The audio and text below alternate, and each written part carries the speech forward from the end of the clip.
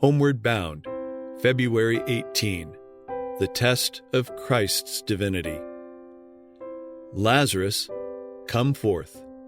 John 11, verse 43. He felt every pang of anguish as he said to his disciples, Lazarus is dead. But Christ had not only the loved ones at Bethany to think of, he had the training of his disciples to consider. They were to be his representatives to the world, that the Father's blessing might embrace all. For their sake he permitted Lazarus to die. Had he restored him from illness to health, the miracle that is the most positive evidence of his divine character would not have been performed.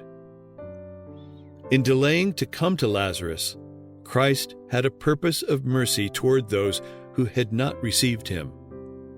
He tarried that by raising Lazarus from the dead, he might give to his stubborn, unbelieving people another evidence that he was indeed the resurrection and the life.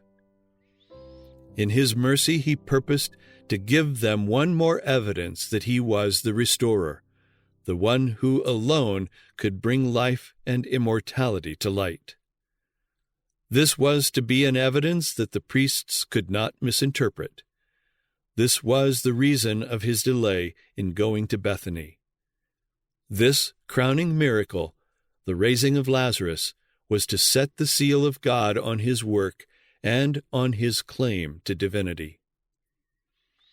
Lazarus had been laid in a cave in a rock, and a massive stone had been placed before the entrance. "Take ye away the stone," Christ said. Thinking that he only wished to look upon the dead, Martha objected, saying that the body had been buried 4 days, and corruption had already begun its work. This statement, made before the raising of Lazarus, left no room for Christ's enemies to say that a deception had been practiced. And when he thus had spoken, he cried with a loud voice, "Lazarus, come forth." His voice, clear and penetrating, pierces the ear of the dead. As he speaks, divinity flashes through humanity. In his face, which is lighted up by the glory of God, the people see the assurance of his power. Every eye is fastened on the entrance to the cave. Every ear is bent to catch the slightest sound. With intense and painful interest, all wait for the test of Christ's divinity, the evidence that is to substantiate his claim to be the Son of God or to extinguish the hope forever. There is a stir in the silent tomb, and he who was dead stands at the door of the sepulchre.